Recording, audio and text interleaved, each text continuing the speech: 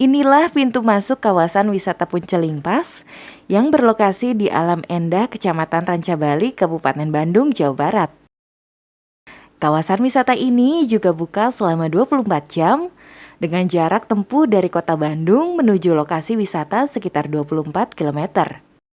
Deden Sunardi selaku pengelola wisata menjelaskan, walaupun angka COVID-19 telah menurun secara signifikan, namun, pihak pengelola wisata selalu menyiapkan protokol kesehatan dengan menyediakan tempat cuci tangan di area pintu masuk kawasan wisata dengan mengukur suhu tubuh para pengunjung yang akan berwisata.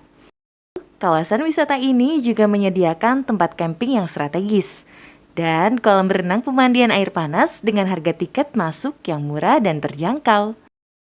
Memang kalau untuk kunjungannya sendiri, kebanyakan yang lokalan aja Pak.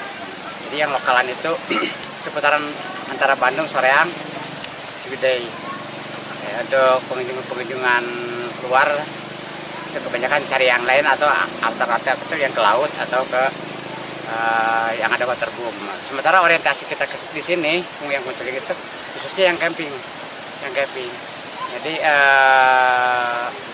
kalau untuk pengunjungan ini yang datang ke Punceling ini memang hanya yang tahu-tahu aja, yang langganan atau yang sudah tahu dari mulut ke mulut.